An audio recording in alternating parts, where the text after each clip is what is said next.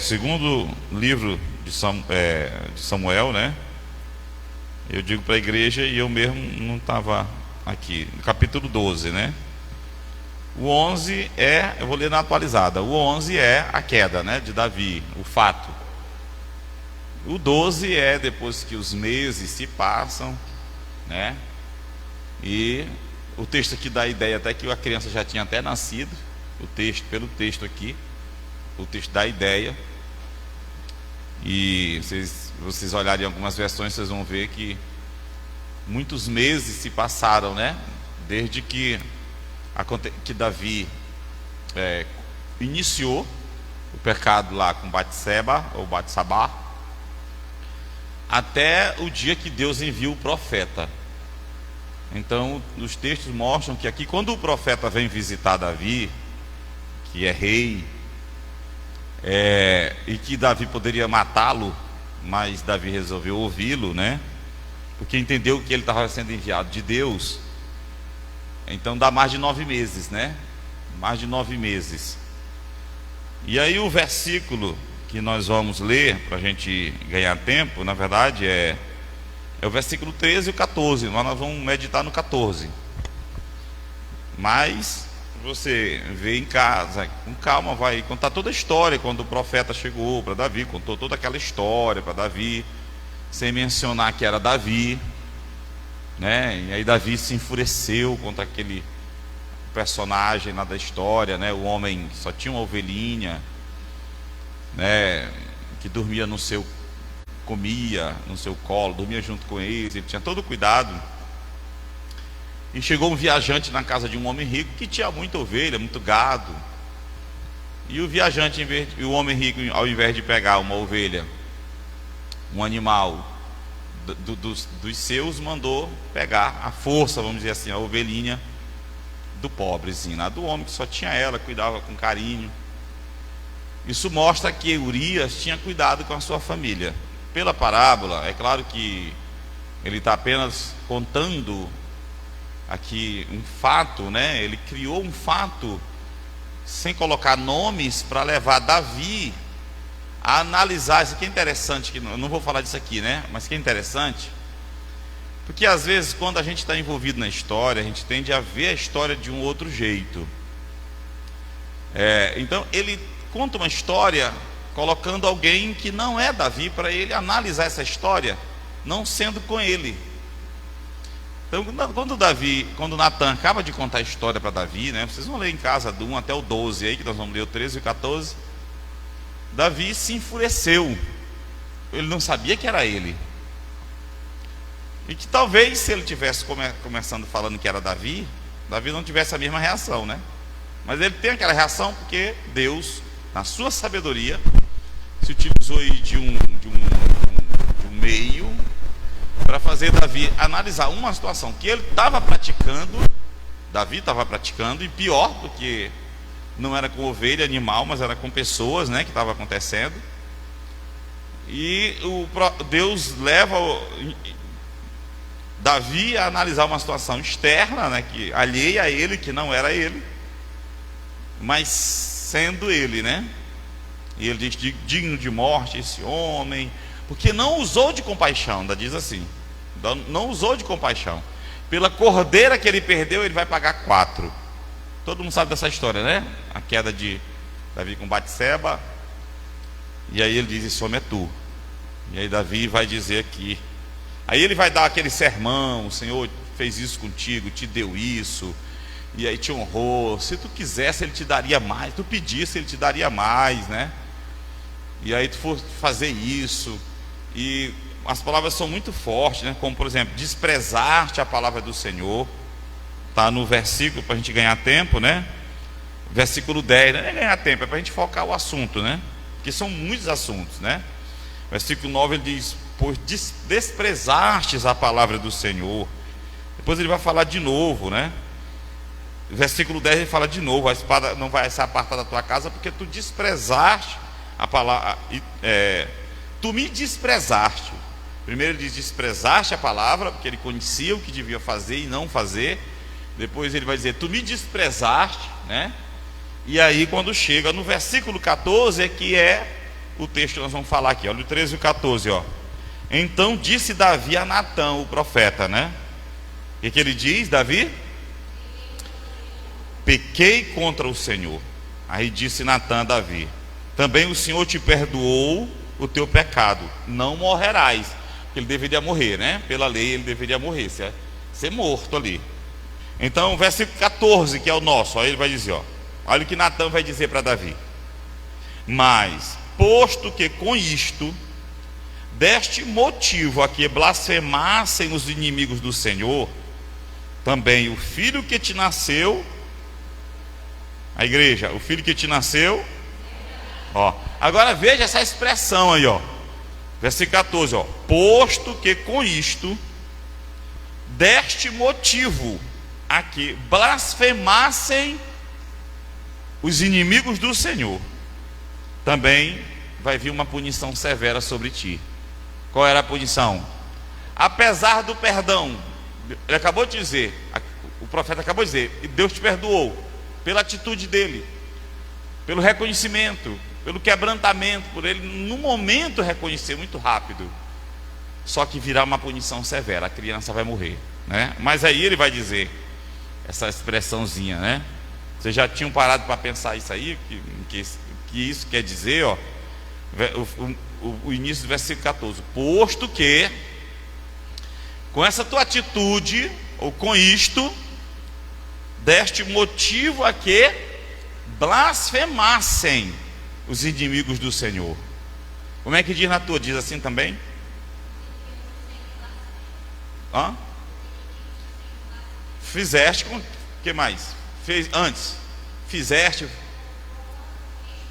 Ó, com este feito de Davi, o erro, o pecado de Davi, ó, deste lugar, combustível, deu condições para os inimigos do Senhor blasfemassem contra o Senhor. A tua? Aí é que nós vamos analisar. Algumas versões vai omitir isso aí, como se não fossem os inimigos do Senhor blasfemando contra o Senhor, mas como se o próprio Davi insultou o Senhor, que também é uma verdade, né? Ele despreza a palavra, é um insulto ao Senhor. Só que as versões quase todas são fechadas, e no original fala realmente de inimigo. O que ele quer dizer é que Davi deu causa, motivo, para que os inimigos do Senhor blasfemassem contra o Senhor. Eu queria que vocês prestassem muita atenção nisso. A versão bem antiga, que é a corrigida e fiel, bem antiga, que eu gosto de ler nela, que é de 1953 a 1753 a 1995, é assim, ó: porquanto com este feito deste lugar, sobremaneira que os inimigos do Senhor blasfemem. A King James fiel, que é uma Bíblia muito usada nos Estados Unidos, muito honrada, diz, ó: por este feito deste grande ocasião aos inimigos do Senhor, para os inimigos do Senhor blasfemarem. E aí vai, né? A Bíblia Viva, que é bem nova, quando eu estou atrás assim buscando coisas mais profundas, eu vou naquelas versões mais antigas. Mas a Viva, né, que é uma versão bem nova e bem fácil de ler, diz, ó: porém deu um mau exemplo, está dizendo para Davi, ó, deu um mau exemplo com o seu procedimento, deu oportunidade aos inimigos do Senhor de desprezarem a ele, e até dizerem coisas horríveis contra ele, que é blasfemar contra o Senhor. Por isso o filho que você teve com Batseba vai morrer. É a conclusão do texto, né? Então, ó, eu quero falar disso aí um pouquinho. O que Deus quer falar com a gente? Eu estava me lembrando daquele texto lá, que diz, que Oséias diz: o meu povo perece, falta de conhecimento. Porque existem níveis que linhas que se a gente avançar, a coisa fica feia para o nosso lado. Eu estava anotando algumas coisas, né? Deus, ele chama a gente, quando ele nos chamou, aí é muito diferente a vida de cada um, né? Uns viviam de um jeito, outro de outro. Todos estavam mortos nos nossos delitos e pecados, todos, só não crianças. e estão em estado de inocência, não é verdade? Não estão em pecado por prática do pecado, mas estão em pecado porque carregam a raiz do pecado que nós herdamos dos nossos primeiros pais, Adão e Eva. Vocês estão entendendo aí? Elas carregam pecado por natureza e não por prática. Pastor, mas uma criança não erra? Erra, mas Deus não vê como pecado, porque ela está em estado de inocência. Quem está entendendo, diga amém. Todos debaixo de condenação, aí cada um de um jeito, né? E Deus nos chama. Quando Deus nos chama, existe uma palavra interessante, que em Atos, se não fala, é quando aquele discurso que Paulo faz, quando chega em Atenas, né? Que Deus não leva em conta, quem completa? O tempo da nossa ignorância, né? Quer dizer, Deus não vai levar em conta a nossa vida. Olha, veja bem, ignorância é o estado de desconhecimento. Quem está entendendo? Presta atenção. Você em casa, você checa os textos com mais calma, mas agora presta atenção, ó. Não sei o que eu estou, né? Deus não leva em conta. Aí tem duas coisas para se observar. Quem não leva em conta? Deus. Mas os nossos pecados, eles atraem maldições, eles geram consequências, mesmo quando não se conhece Deus. É verdade ou não? Tem gente aí sai bebendo, atropela alguém, ou é atropelado e não sei o que. Está aí, a consequência. Agora, está escrito que Deus não leva em conta, ou seja, Ele não vai somar a nós, quando Ele nos chama, o tempo em que andávamos na ignorância. E que tempo é esse? Em que nós não havíamos sido ministrados pelo seu Espírito, recebido luz da palavra, para entendermos e conhecermos o caminho que nós devemos andar. Então, até então, Ele não leva em conta, Deus não leva em conta, ainda que a gente vai pagar por pisarmos em terrenos que Deus disse, se pisar ali vai ter maldição, ou mesmo consequência das loucuras do mundo. Quem está entendendo? Então, Ele quando nos chamou, fui fazendo aqui para a gente chegar no texto, né? Eu lembrei daquela passagem da morte de Lázaro. Quem lembra da passagem da morte de Lázaro lá, da ressurreição de Lázaro? Quando Jesus ressuscitou Lázaro. Quem lembra lá dos detalhes? Como foi que Lázaro saiu? Quando ele chamou, mandou rolar pedra, né? Vamos lembrar aqui. Mandou rolar pedra. O Lázaro estava morto há quantos dias? 4 dias, né? Quando ele chega, está no 4º dia de morto. Tanto é que alguém disse para ele lá que ele já fedia mesmo, mau odor. Que é esquisito a gente dizer cheirava mal, né? Então o odor estava ruim, pronto. Na linguagem mesmo bem clara, estava fedendo, né? Mas ele manda rolar pedra. Fazer a obra de Deus, às vezes a gente tem que entrar nessas situações difíceis, entrar em certas caatingas que não são as matas do deserto. Que a caatinga, né? É um tipo de vegetação, não é isso? Mas às vezes fazer a obra de Deus mostra aí. Então ele manda rolar a pedra. E ele chama Lázaro para fora, né? Vem para fora. Ele não chama? Quando ele chama, Lázaro vem. Isso aí é um mistério, porque a gente não sabe como Lázaro veio. Por quê que a gente não sabe como é que ele veio? Porque ele estava todo atado. Era costume dos judeus. Era uma espécie de embalsamamento. Eu vou dizer assim que era...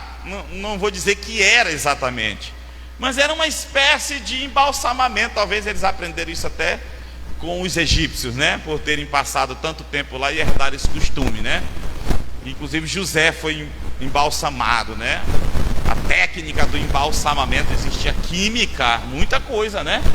Preservou aí muita coisa por causa dessa técnica. Então o Lázaro está todo enfaixado. Como é que ele sai, irmão? Você está todo enrolado. E a Bíblia diz que ele estava enrolado pés e mãos e atado o rosto. Como é que ele sai? Me explique. Faixa, todo atado, com ataduras, né? Pé e mão. Marcos, teólogo Marcos. Aí Jesus diz: vem. Como é que ele vem, irmão? Nas pontinhas de dedo? Era assim, Marcosita, me explica. Que Jesus mandou rolar a pedra e diz: vem. E ele veio ou não veio? Obedeceu. Lázaro, até morto, era obediente, né, irmão? Até o corpo. Não é assim? Explica aí, Charles, tu que é teólogo. Como é que ele vem? Todo atado. Porque o texto, eu anotei aqui, o texto diz assim, ó. É João 11:44. Aquele que tinha morrido saiu, tendo os pés e as mãos amarrados com ataduras, e o rosto envolto num lenço. Então Jesus lhes ordenou: desamarrem-no e deixem-no que ele vá. Então ele saiu. É um mistério, né? Como é que ele sai? Amarrado os pés, as mãos e o rosto atado. Agora ele já está vivo, né? O que tinha sido morto agora sai. Então ele sai. Esse texto aí, que você responde depois, que eu não consigo te dizer porquê, pedi ajuda dos universitários aqui, ninguém me disse nada. Alguém pode dizer aí? Como é que ele saiu? Tendo os pés, foi só na pontinha do dedo assim, que nem os desenhos, né? Ou ele saiu flutuando no poder da palavra, vem, e ele saiu flutuando. Charles parece que acredita nessa versão, né, Charles? Que ele não sabe como, mas ele veio, ó. Que as pernas estão amarradas, né? E ele veio, tanto é que vai ser desamarrado depois, que a ordem, ó, agora vocês vão desamarrar ele, para o povo que estava lá, desamarrem-no, né?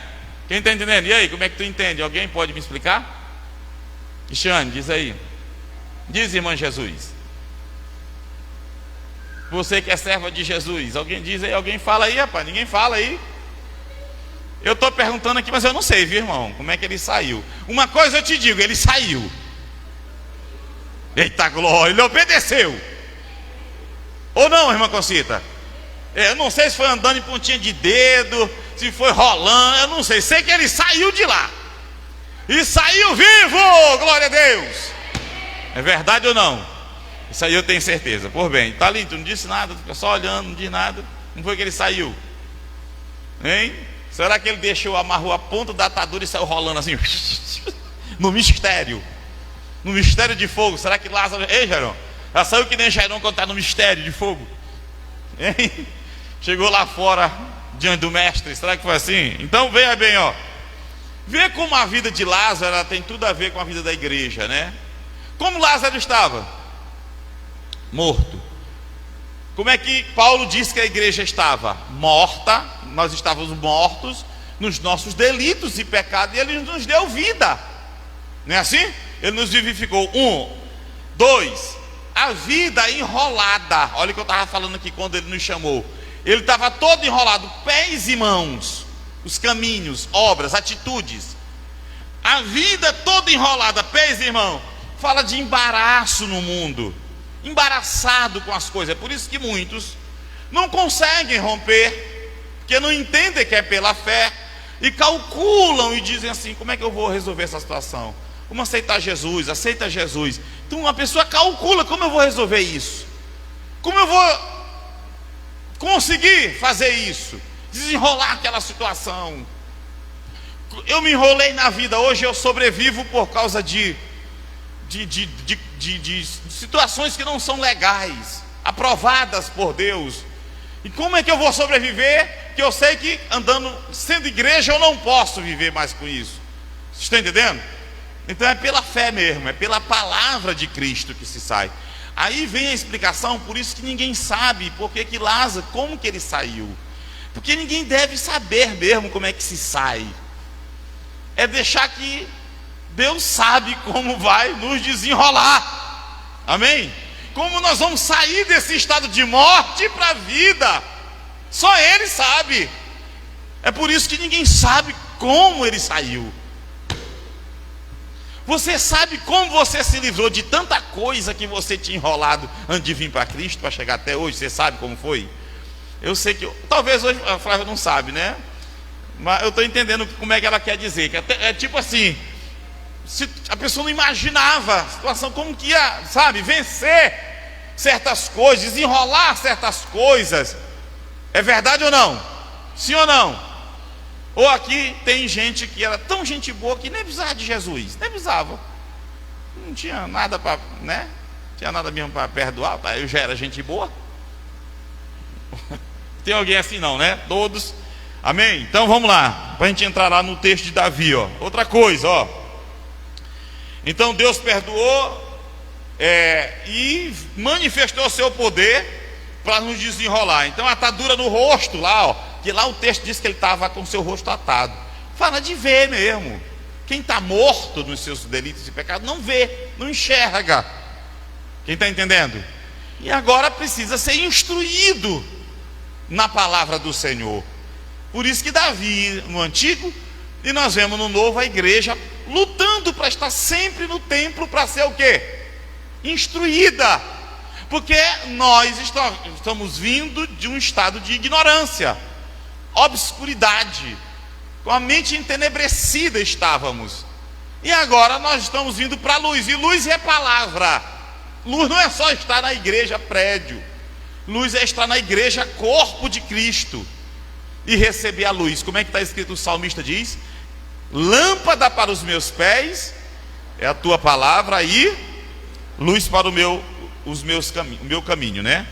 Atadura no rosto. Aí por último, né? Aí Deus vai dizer: desamarrai-o. O sentido de que é a vida da igreja que nos ajuda a ter a vida desamarrada. É um perigo quando a gente se afasta da vida da igreja, porque a gente primeiro não vê a necessidade de se amarrar a determinadas coisas, porque o homem é realmente produto do meio. Sabia disso? Um filósofo disse isso, né? Só que ele disse algo que já não sei se ele escreveu isso antes de Paulo dizer, né? Mas Paulo escreveu aos Coríntios e disse que as más companhias, o que ele está dizendo é o meio que você vive, ele acaba te influenciando. Por isso que a igreja, ela sempre procurou ser igreja e estar com a igreja, e por isso ela crescia, porque ela era cada vez mais influenciada pelos valores que a igreja tem. E se você passar muito tempo sem a Bíblia, sem oração, sem a igreja, acaba que você passa a ser influenciado por aquilo que você e por onde você mais vive e convive. Seus desejos, seus sonhos, seus planos, seus alvos, suas aspirações de vida acabam sendo moldadas de acordo com aquele meio que você vive e convive. Está escrito desse jeito, né? Então é isso, né? Então, ó, a Bíblia diz que foi para a liberdade que Cristo nos chamou, morreu para isso, nos ensinou, morreu e ressuscitou para isso. Aí depois ele diz assim, é Gálatas capítulo 5, versículo 13, mas para nós não usarmos dessa liberdade para dar ocasião à carne. É aí que está o problema. É bem aí, é que a gente usa dessa liberdade para dar ocasião à carne. E foi o que aconteceu com Davi. E aí nós vamos agora para o texto, certo? Então, estando em Cristo, tendo sido chamado e os pecados perdoados, nós somos chamados a uma vida de santidade, mas a gente tropeça. Tiago chega a dizer no capítulo 3 que não há nenhum varão ou varoa que não tropece. Agora Tiago, ele não contempla aqui alguns níveis de pecado que vão gerar problemas sérios para a nossa vida. Ele chega a usar até palavras, que o varão que não tropeça em palavras, esse é varão perfeito, porque ele chega a perceber que esse é o nível mais difícil da caminhada cristã, porque a boca se torna uma válvula de escape.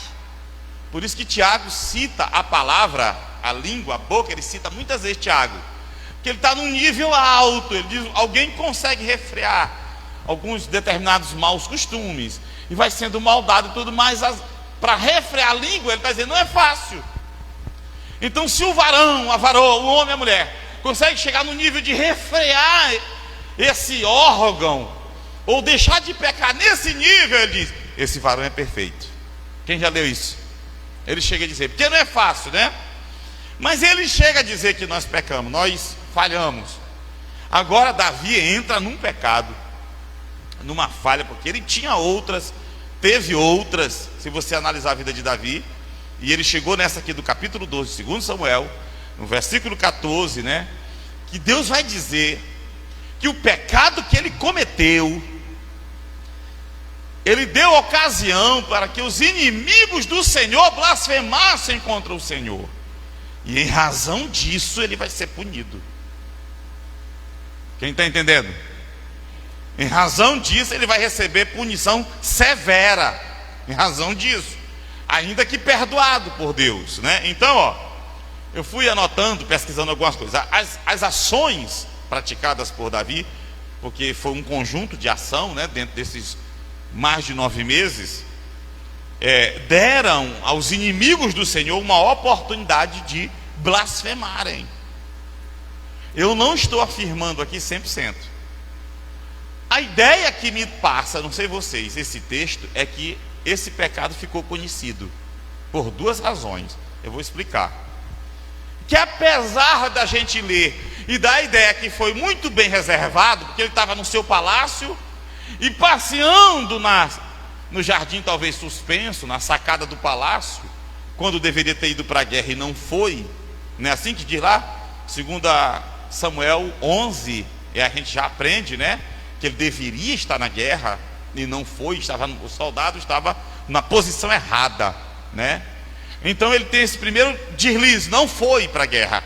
E a razão dele não ir para a guerra, um dia eu até falei aqui, mas não vai dar agora, que a gente pensa que foi essa. Eu expliquei uma vez aqui e preguei numa festa em Santa Luzia. Pois bem, mas vamos focar aqui. O texto nos transmite uma ideia de que essa notícia ocorreu, porque lendo, dá-nos ou passa-nos a ideia de que ele manda em secreto, quando ele olhou a mulher banhando, e ela morava perto do palácio. Quando ele olhou a mulher banhando, e que a mulher era formosa, a Bíblia diz que Batseba era formosa, ele mandou buscá-la, e o soldado, marido dela, não fala de filho que ela tinha, né? Talvez era um casal novo ainda, o marido estava para a guerra, ele mandou chamar, e teve aquela coisa toda. E aí dá-se a ideia de que a coisa correu no secreto. Só que esse texto vai dizer que Davi deu motivo para que os inimigos do Senhor, eu posso entender inimigo do Senhor como sendo demônios, quem está entendendo? Seres espirituais. Mas aí eu posso entender que aqui está falando de opositores da obra, aqueles que se opõem à vida com Deus. Quem está entendendo? Os opositores no sentido daqueles que não aceitavam, porque sempre teve os críticos da obra, os que não se encaixavam no plano de Deus. Os zombadores são antigos. A Bíblia não fala dos zombadores? O Salmo 1, o que vai dizer o Salmo 1? Bem-aventurado é o varão, o homem, que fala 3 coisas, né? Se assentar, se deter e andar. E fala de zombadores, escarnecedores. Fala ou não fala? Então já existiu, e você vai ver muitos salmos de Davi, ele falando dos seus inimigos, ou não? Dos que o criticavam. E eu não falo só dos salmos após ele ter falhado, que deve ter se intensificado depois. Mas você vai ver quase todos os salmos de Davi fala de inimigos. Eram exatamente os opositores, que não queriam viver como o rei vivia, porque o rei era consagrado. Ele teve esse momento de deslize aqui na vida, mas ele tinha uma vida consagrada. Viu o que ele diz no Salmo 27? Uma coisa pedi ao Senhor e a buscarei. O que ele pedia? Que eu possa morar todos os dias na minha vida na casa do Senhor. E ele fala que não tenho outro bem além de ti. E era um adorador, sim ou não? Mas já tinham. Então, ó, o Senhor não poderia ignorar esse conjunto de feito de Davi errado, que eu estou falando aqui da queda com Batseba, mas ele adultera, ele cobiça, ele adultera, ele planeja a morte do marido e depois toma para si. É um conjunto de feito aí, né? Que o pior de todos aos olhos de Deus foi a morte do rapaz, o homicídio, né? E que na verdade O propósito do homicídio foi ele alcançar o fim, que era ter a mulher, ou seja, tomar a mulher do rapaz. Então, o Senhor não poderia ignorar os pecados de Davi e conceder aos descrentes, aos zombadores, uma chance de dizerem assim: o Deus de Israel não deve ser santo. Olha como ele tolera o pecado na vida do rei. Interessante esse comentário, não é meu não, é pesquisa. O Deus de Israel não é o que ele diz ser. Porque como é que alguém faz isso e não acontece nada? Vocês estão entendendo? Deus não ia dar motivo para os zombadores blasfemar dele. Então a punição vem para quê? Para assegurar a todos, inclusive a Davi, que ele era e é um Deus santo e que não tolera o pecado. Quem está entendendo aí? Diga misericórdia, quem entendeu? A morte do menino pelo menos apontaria para a justiça de um Deus santo que pune o pecado, que não tolera o pecado.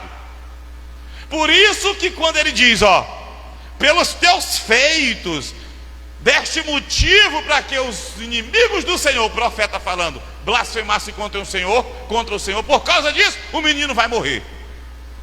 Eles teriam um sinal da justiça de Deus de pronto, e esse sinal continuaria, porque Deus disse assim para Davi: Davi, foi aqui que tu meteste a espada, pois é aqui que a espada vai estar.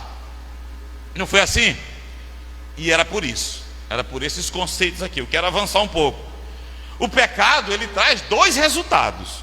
Vamos ver onde nós vamos chegar. Primeiro, ele separa o homem de Deus. Ele cria a barreira do homem com Deus. Ele, dependendo do seu nível, ele joga fora, ele é jogado totalmente fora. Alguns têm o seu relacionamento com Deus apenas arruinado, prejudicado, torna-se um pouco difícil, turvo, como o Marcão pregou aqui um dia, né? Dos níveis, né? Outros, a pessoa é jogada totalmente fora. E outros gera isso aqui que Davi pregou, que Davi sofreu, né? Faz com que os inimigos zombem e exige uma punição clara, notória, manifesta, que todos vejam. Por quê? Porque deu combustível, motivo para os inimigos do Senhor falarem contra ele, contra a santidade dele, contra a justiça dele. Quem está entendendo? Então o pecado, ele traz pelo menos essas duas consequências. Primeiro, com relação a Deus, e depois ela também, tal como uma doença contagiosa, ela suja o ambiente. E aqui eu falo sobretudo de espiritual, mas não só espiritual, o moral e por aí vai, o social, tudo é sujo. Mas logo, né, é como algo, uma sujeira, uma lama que é jogada, algo que é jogado sobre alguém e que de pronto suja, arruína o seu relacionamento com Deus, mas também a ambiência é toda contaminada. E aí nós vamos ver o efeito do pecado com relação a Deus em primeiro lugar, e com relação à natureza, a ambiência onde o homem ou a mulher está. Nós vamos ver em Adão e Eva, não é assim? Quando eles pecam, o que acontece? Já tem um efeito imediato no relacionamento de Adão e Eva com Deus, sim ou não? Não é? Mas também a natureza vai sofrer. Vai ou não vai? Não vai acontecer alguma coisa no Éden? Inclusive os abrolhos, espinhos vão surgir e a terra vai ser amaldiçoada. Assim acontece conosco. Assim acontece hoje ainda. Não mudou nada. A nossa casa suja, o nosso ambiente de trabalho suja, a igreja suja. Aonde há pecado, há uma contaminação do ambiente. Quem está entendendo? Até aí. Então, separa o homem de Deus e produz maus efeitos no mundo. O primeiro pode ser cancelado pelo perdão. Primeira consequência, com ele em relação a Deus, Deus perdoa se houver quebrantamento, arrependimento. Agora, às vezes, as consequências do que acontece no segundo efeito dele são danosos, são irreversíveis, ou requer-se tempo para a coisa ser restaurada. Sim ou não? Por exemplo, relacionamento de irmão, seja o que for. Por exemplo, marido e mulher, seja o que for. quando um peca contra o outro, né? E isso acontece sempre entre irmãos, entre amigos, seja lá o que for, não é automático. Você pede perdão, está perdoado, mas às vezes tem certas situações que vai requerer um pouco de tempo para aquilo ali ser sarado, esquecido, sim ou não? Porque criou, verdade? Muito bem.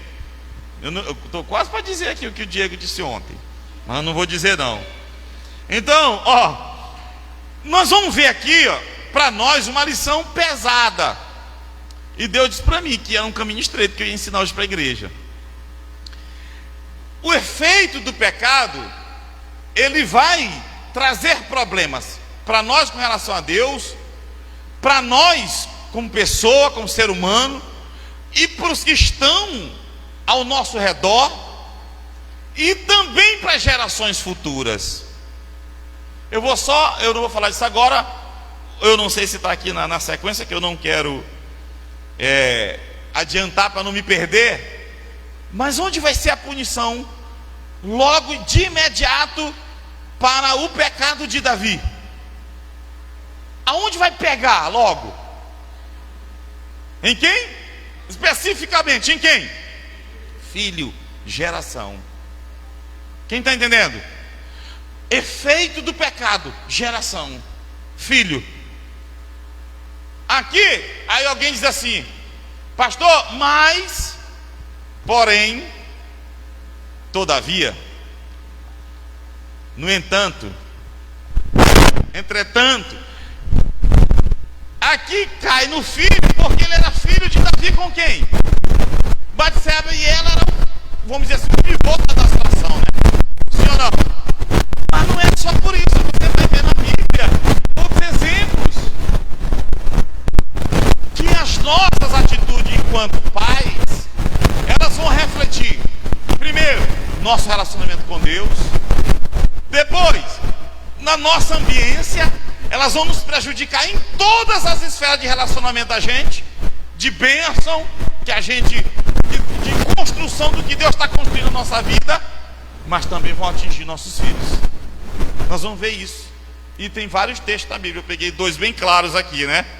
Quem está entendendo aí? Eu ia adiantar, mas não vou adiantar agora não, né? Então, há pecados que vão ficar restritos a mim, só a mim. Eles vão ter problema meu com relação a Deus? Sim. Com relação ao outro? Também, mas o nível é muito baixo. Compara-se a uma doença no corpo, em que geralmente, por exemplo, tem doença que o corpo tem que nem passa para ninguém, não é verdade? Tem outras que passam só se for um contato muito próximo, que é algo que está ligado bem nela. Mas se a pessoa está toda enlameada ou contaminada com alguma coisa radioativa, vamos dizer que jogaram algo radioativo em cima de alguém, então uma cidade inteira vai ser contaminada por aquele pecado. Isso pode acontecer no espiritual. O pior é que isso pode acontecer, tal como alguém que tocou num elemento químico radioativo de alta, não sei o que lá, que eu não lembro mais daquela linguagem da tabela periódica, daquelas coisas, e através dela contaminar uma cidade inteira. Existiram, por exemplo, doenças, né, epidemias e pandemia, não se chamava pandemia no mundo, que era terrível o poder de contaminação. Outras não. Então existem pecados que envolvem o próprio pecador. Os efeitos dele com Deus, sim. Dele com relação à sua ambiência, sim. Com os filhos, tudo acontece, mas o nível é bem baixo. Agora existem pecados que vão intensificar, potencializar esses efeitos. Arruína logo com Deus, arruína a sua ambiência, sua vida, tudo, e aí atinge logo toda a família. Esse de Davi foi um que aconteceu muita coisa, né? Então, veja que o pecado de Davi atinge logo a família, vai tocar nos filhos. A maldição já vem e diz: olha, por causa da tua atitude, já vai o teu filho morrer. Foi ou não foi assim?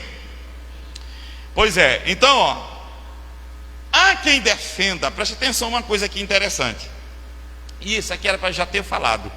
Isso dá base para entender que essa coisa se espalhou. que essa notícia vazou do palácio, do adultério e do homicídio que Davi cometeu.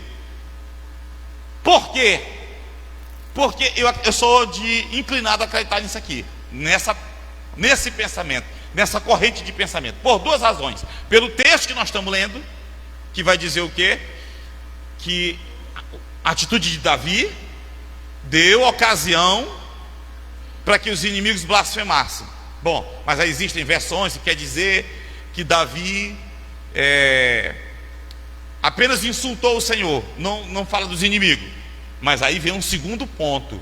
Por exemplo, e eu queria que o curioso, no bom sentido aí, que gosta de consultar a Bíblia, para a gente perceber como há uma possibilidade disso ter vazado a ponto de a gente entender que Ectófel, ou Aitofel, que era o melhor amigo que Davi tinha, e era o homem mais sábio da terra, se revoltou contra Davi. Lembra que ele trai Davi? E Davi fala até num salmo: o meu melhor amigo, o que caminhava comigo para a procissão, comia no prato comigo, se virou contra mim. E ele está certo na Aitofel, ou Ectófel, que a causa da revolta de Ectófel com Davi foi porque Batseba era neta dele. E aí nós temos os textos. Há uma possibilidade. Olha os textos. Como dizia o pastor Gilmar Santos: se não, vejamos. 2 Samuel 11:3. Volte um capítulo, que eu disse para você ficar com a Bíblia aberta. Se for tablet ou se for celular, fica em stand-by. Clicou no dedinho para digitar, já abriu na Bíblia, né? Sim ou não? Então vamos lá. Olha, 2 Samuel 11:3 vai dizer o quê? Às vezes muda um pouquinho a linguagem por causa da versão. Vai dizer, de quem era a filha Batseba? Batseba era filha de quem? Como é o nome do homem? Eliã, não é? Batseba, a mulher que se envolveu com Davi, e que Davi se envolveu com ela, matou o marido, mandou matar e fez aquilo tudo, era filha de Eliã. Quando você chega em 2 Samuel 23, que vai dar a lista dos valentes de Davi, vai falar de novo desse Eliã, e vai dizer de quem ele era aparentado. Quer ver? Versículo 34. Olha o que vai dizer Aitofel. Aitofel aí, esse Aitofel era único. Esse era o amigo de Davi, que traiu Davi, se revoltou e quis matar Davi depois com a espada de Absalão. O que vai dizer aí? Que esse Aitofel tinha um filho chamado Eliã. E Batseba era filha de um tal. Aí eu pergunto: qualquer um moraria próximo ao palácio do rei? Qualquer um moraria? As coisas se encaixam, não se encaixam?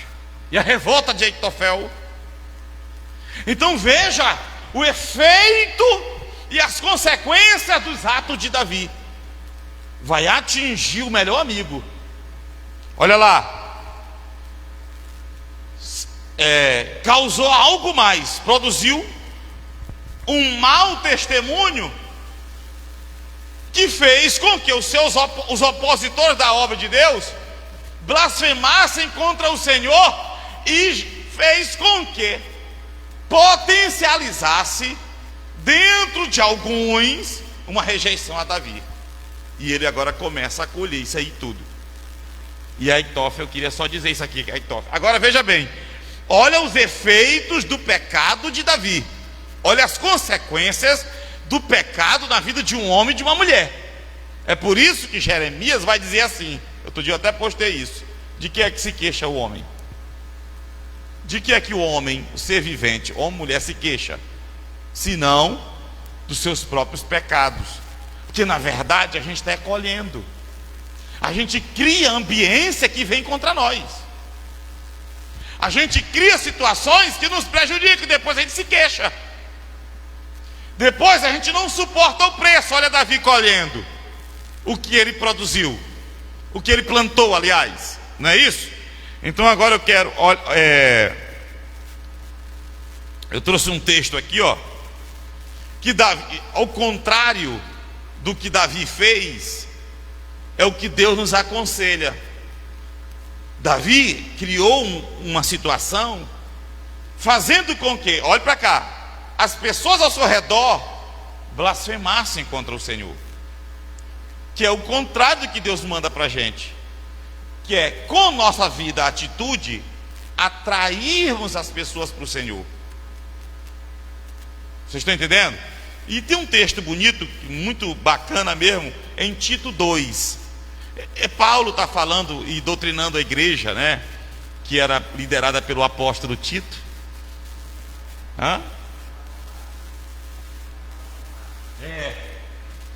Então ele vai falar dos servos, e ele vai falar uma coisa interessante. Ele vai dizer, ó, Tito 2, uma zoadinha, né?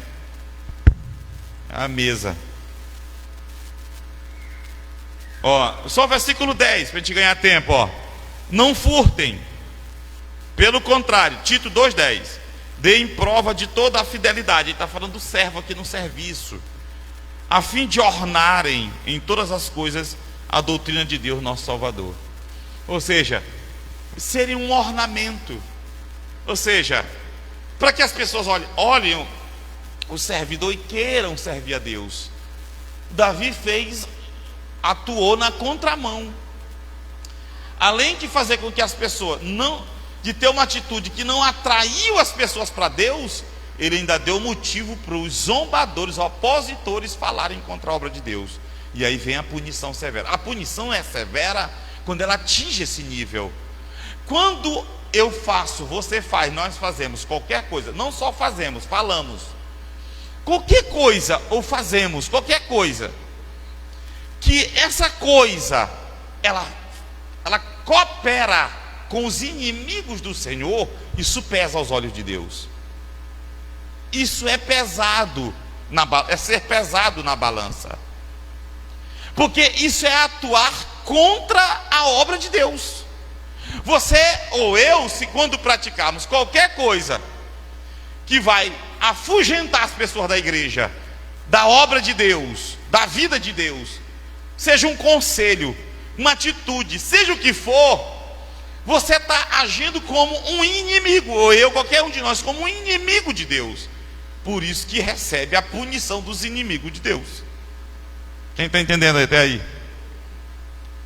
É verdade? Tem sentido ou não tem isso? Por isso que Deus vai dizer para Davi: por causa disso, eu tenho que te punir de forma exemplar, porque tu carrega o nome de meu servo. Presta atenção nisso, era aqui que eu queria chegar. Tu carrega, homem e mulher, o nome de meu servo.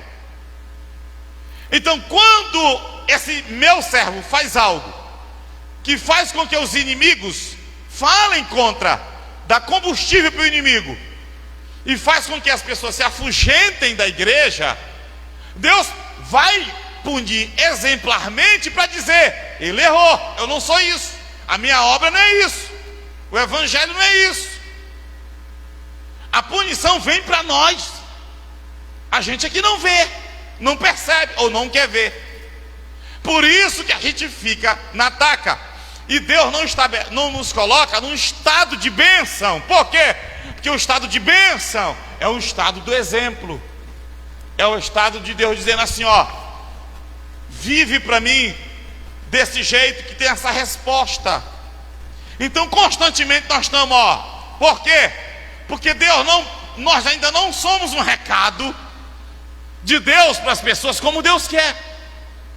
Sempre Ele está querendo nos abençoar, mas por causa das nossas teimosias, Ele deixa elementos em nós para dizer para as pessoas: ele ou ela ainda não está do jeito que eu quero.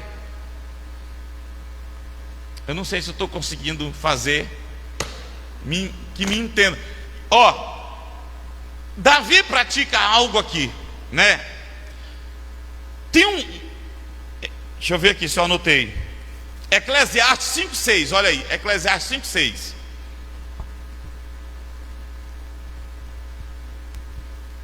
Eclesiastes 5,6.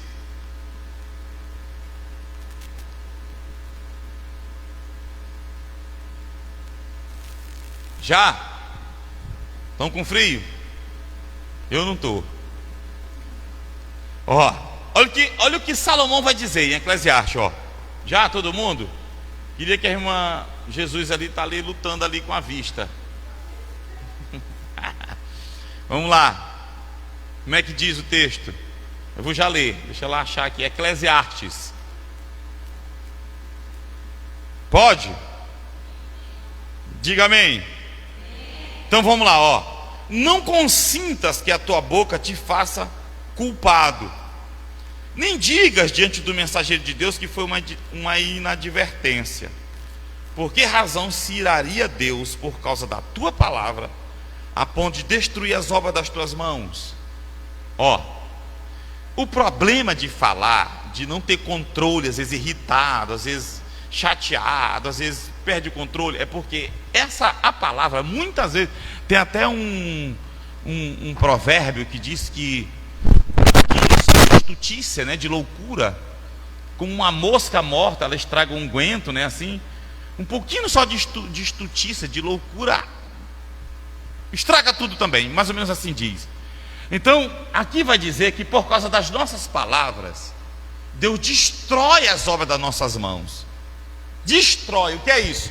Nós estamos a vida inteira querendo construir algo para nós, pessoalmente, como pai, como mãe, como filho, como pai de família, como ministro, como irmão. Cada um, nós temos projeto e sonho na nossa vida, temos ou não? E nós estamos lutando para alcançar alguma coisa. E aqui diz que Deus destrói. Como é que ele diz aí? As obras, destrói o quê? As obras das tuas mãos. Por que ele destrói? Porque muitas vezes as nossas palavras, elas afugentam as pessoas da casa de Deus, do propósito de Deus. Elas aparentemente, e eu não estou falando aqui só de palavra, mas de atitudes nossas, de feitos nossos, que tem o poder de atrapalhar a vida de outrem, de afugentar outra pessoa da obra de Cristo. Davi cometeu isso, e porque ele fez isso, a punição foi severa, matou o filho. Então, aqui o Salomão, que era filho de Davi, entendendo o poder de determinados pecados da nossa vida, e sabendo que os mais perigosos são aqueles que, além de nos atingir, atinge outro, afasta as pessoas de Deus, porque Deus punia tanto Israel, porque Israel era um mau testemunho para o mundo, quando Deus os chamou para atrair o mundo para Ele através de Israel. Todo crente aqui não tem um bom testemunho de crente. Eu não falo só em caso de pecado, mas que a sua vida não atrai as pessoas para Deus, e pelo contrário, afugenta. Essas pessoas precisam ter cuidado, se não estão, em breve, eu estou olhando aqui, mas não estou apontando para ninguém, tá, irmão? Sob a mão pesada de Deus, porque Deus vai dizer para as pessoas, e é isso a mensagem que eu entendi, que Deus vai dizer para as pessoas que estão ao seu redor, que aquela pessoa carrega o seu nome, mas está quebrando o princípio. Ela precisa ser punida porque ela é um mau exemplo. Deus está dizendo, ó, esse aí que se apresenta com minha justiça, carregando o meu nome, eu preciso mantê-lo ou mantê-la debaixo de punição para que as pessoas vejam que a vida, que eu não ofereço esse tipo de vida para as pessoas. A minha santidade não tolera isso. Em outras palavras, o que eu queria dizer é isso. A minha santidade não tolera isso. A minha justiça não aceita isso. Ela está fazendo por conta própria, ela e ele. Esse estilo de vida não tem nada a ver comigo. E aí vem a mão pesada de Deus, que é exatamente para tirar.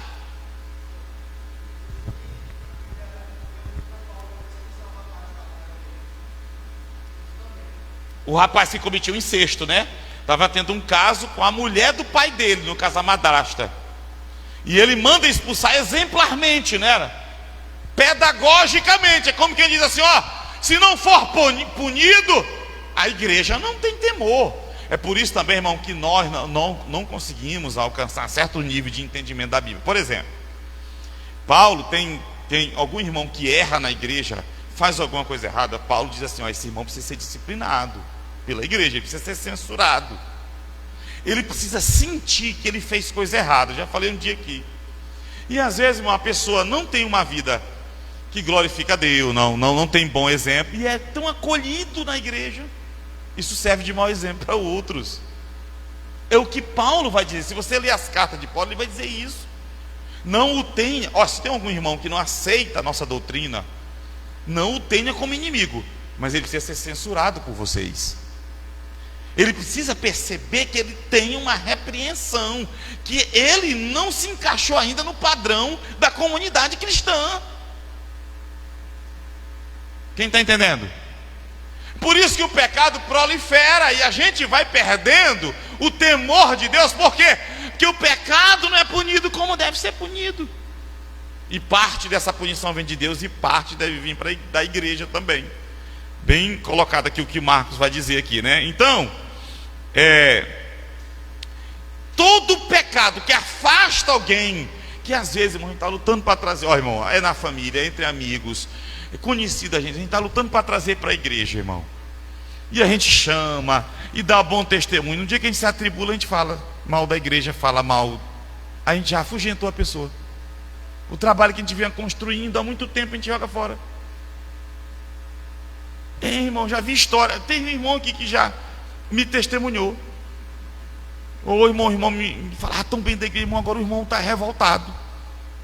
Naquele retiro ali que eu não gosto de falar, porque eu morro de eu falto morrer quando eu falo essas coisas. Mas naquele retiro lá, daquele ali, da mãe da Erlen lá, que eu não sei o nome daquele lugar que a gente foi ali, na estrada de Ribamar. Não teve um pré-retiro da gente do ano passado, de setembro, com um irmão me sentou, um irmão me chamou e disse: irmão, o que está acontecendo com o irmão fulano e tal? O irmão está revoltado, o irmão me falou tanta coisa. Não deu esse tempo, esse irmão mudou. Acabou que nunca mais veio para a igreja. Só vinha como visitante, gostava. A gente desfaz, irmão, a gente afasta as pessoas. E isso pesa diante de Deus. Vem a punição e aí a gente começa a culpar os outros. Mas é a mão de Deus, que se a gente não acordar, piora. Vai apertar mais. Vocês estão entendendo? É sério. O que se fala, o que se faz. A gente erra, tem que fazer como Davi mesmo. É se humilhar. A gente tem que fazer como Davi mesmo, é reconhecer e se prostrar e ler o Salmo 51 para Deus assim, todo dia. Como Davi fez. Agora, isso fluiu daquele coração de Davi. Eu quero encerrar dizendo isso aqui: a punição dos filhos. E eu disse que quando veio, pá, no filho, não foi? Morreu. Não é só porque era Batseba, não. Olha aqui, Êxodo 20. Eu vou trazer 2 textos só. Então, Êxodo 20, versículo 4, Êxodo 24, não farás para ti imagem de escultura, nem semelhança alguma do que há em cima nos céus, nem embaixo na terra, nem nas águas debaixo da terra. Não as adorarás, nem lhes darás culto, porque eu sou o Senhor teu Deus zeloso, que faço o que, igreja? Visito a iniquidade dos pais, onde? Até a 3ª e 4ª geração daqueles que me aborrecem. Visito. Aqui fala, irmão, de punição para filho.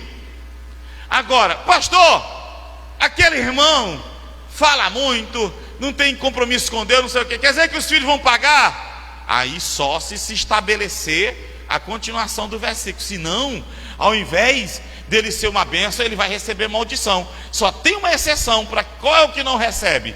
Versículo 6: e faço misericórdia até 1000 gerações daqueles que me amam e guardam os meus mandamentos.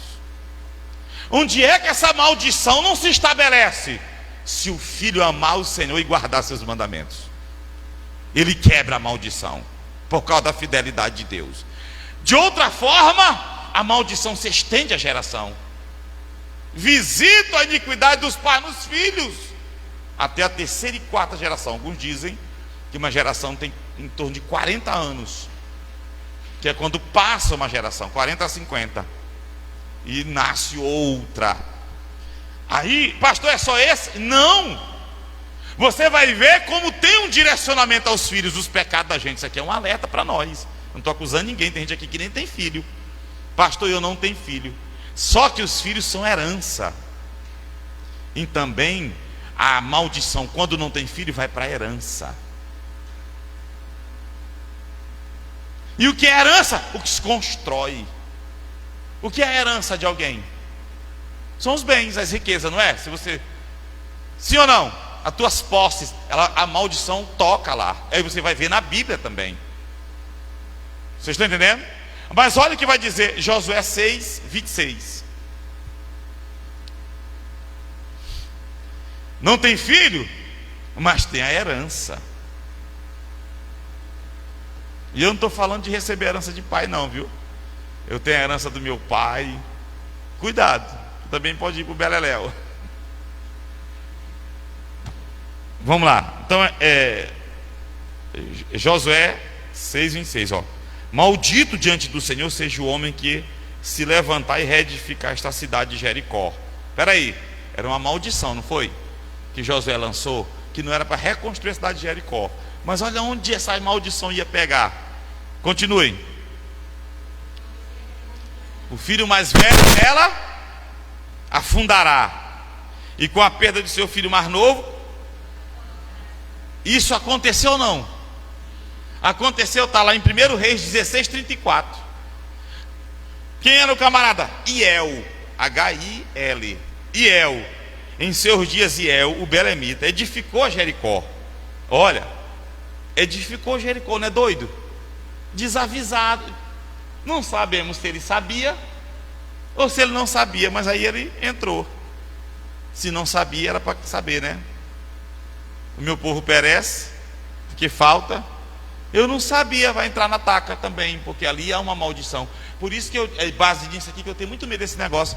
A minha ali não tem uma igreja. Abre uma igreja. E por que não tem lá? Já procurou saber?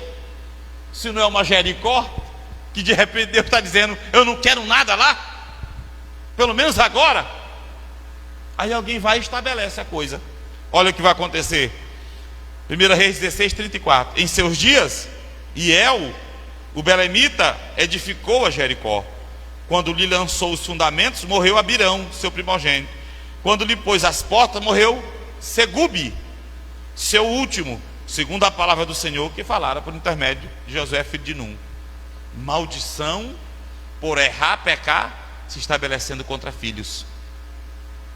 Então isso aqui é terrível. Todo pecado, ele vai ocasionar, primeiro, um problema de nós com Deus. Depois, nós conosco e ao nosso redor. O que nós temos, o que nós fazemos, o nosso serviço, vai contaminar, ao invés de abençoar. Mas dependendo da gravidade, se ele atingir pessoas, e sobretudo quando ele faz com que os inimigos do Senhor blasfemem contra o Senhor, que é contra a obra dele, aí Deus entra para mostrar para as pessoas que aquele servo dele não está bem. Foi o que ele fez com Davi. E isso acontece com qualquer um de nós. Quem está entendendo? Aí eu não estou também generalizando que todo problema que o crente tem é isso. É uma maldição divina. Eu não estou também generalizando. Eu precisava terminar com isso aqui. Porque quem faz a obra de Deus padece tribulações, perseguições, às vezes tem perdas, é verdade ou não? Só que o Senhor vem e estabelece o estado de bênção. Agora aqui é Ele próprio agindo, e nós como cristãos devemos estar atentos com isso aqui. Então vamos ficar de pé. Qual é o cristão abençoado que Deus tem prazer de abençoar? Aqueles que se tornam ornamento da doutrina de Deus. Aqueles que quando se entregam ao Senhor, eles são motivo para as pessoas virem para a igreja. E a igreja liga a ele, porque ela é embaixadora, né? A igreja é a embaixadora de Deus na terra. É embaixadora, é o nome, é o feminino, que Paulo diz que nós somos embaixadores de Cristo, né? Representante.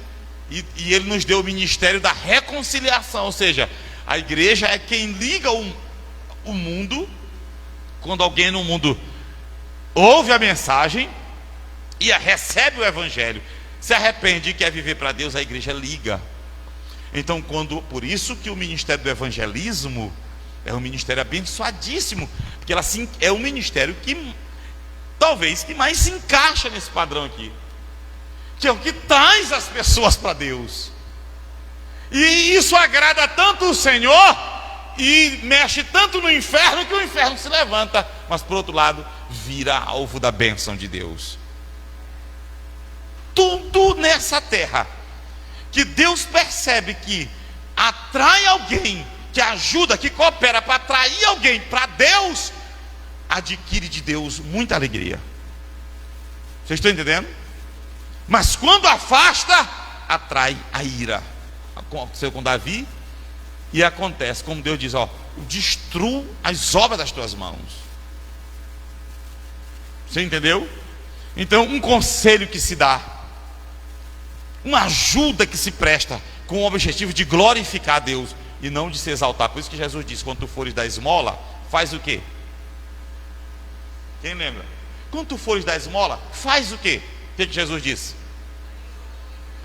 Não deixa que a tua mão, a mão que dá, não deixa que a outra, que eu não sei qual é a esquerda e a direita, saiba. Jesus está dizendo que saia do teu coração todo e qualquer pensamento, inclinação a ser reconhecido, elogiado, a receber galardão, como era comum dos fariseus. Por isso que ele vai ensinar isso. Quando for jejuar, não desfigura o teu rosto. Quando fores orar, ora no secreto para ninguém saber. Faz isso só com o teu coração inclinado para agradá-lo. Quando for ajudar, mas no sentido de glorificar. Jesus do céu mandou eu lhe entregar isso aqui. Quem foi, irmão? Não, o Senhor, irmão, me tocou. E aí, permitir que a pessoa perceba que foi o Espírito de Deus. Quanto mais ela perceber, por que que o ministério de João foi grande? Porque ele conseguiu transferir a glória para quem? E ele disse: é necessário que ele e eu. E ele viu isso, porque quando ele disse assim, ó, ele cheio de discípulo, que ele disse assim, ó: eis o Cordeiro de Deus, que tira o pecado do mundo. Quando ele disse isso, os discípulos que estavam com ele abandonaram ele, não com raiva, mas saíram todos e foram seguir Jesus. Jesus ia crescendo e ele o quê? Diminuindo. Aí Jesus disse: é o maior homem. Que ele era apenas o quê? O que ele se declarava? O que a Bíblia dizia que ele era, João? Não, da voz, que dizia? Voz daquele que clama, só voz daquele que clama no deserto, só voz. A glória toda era dele. Então, quando Jesus fala da esmola, da ajuda e qualquer atitude do cristão, o que ele quer dizer? É que a gente lute para que a pessoa perceba que é o Senhor cuidando da outra, que é o Senhor ajudando, que é o Senhor indo lá levar uma palavra, evangelizando, é o Senhor querendo salvar aquela vida. E quando a gente transfere isso, ele se alegra por quê? Porque a gente está sendo instrumento de edificação do reino, da obra. Que é o contrário disso, é quando eu afugento. Não por pregar a verdade, porque a verdade afugentou pessoas. Os discípulos, Jesus um dia estava pregando, não se encaixa do que eu estou falando. Lembra quando Jesus endureceu o discurso na sinagoga de Cafarnaum, que os discípulos saíram? Jesus não afugentou, eles que não queriam a verdade. Quem está entendendo? Então, o segredo que foi revelado de ser abençoado por Deus é quando a gente se torna instrumento dele para edificar a sua obra. Que a gente quer dizer que ama o Senhor, irmão, e não está nem aí para a obra dele? A nossa geração ama o Senhor mais do que qualquer um, mas não quer fazer nada para Deus, sabe? Não quer, irmão, não quer se esforçar, não quer pagar o preço, porque tem preço, sabe? Israel, cheio, próspero, cheio da grana, levava os bois, os sacrifícios, o coração longe de Deus, não queria nada com Deus, mas tinha dinheiro, pegava o boi, levava para o altar. Eu não lembro qual é o salmo. Deus disse: Israel, de quem são esses bois aí? De que são esses animais que vocês estão trazendo aí? São todos meus. Esses animais que estão do campo, tudo é meu.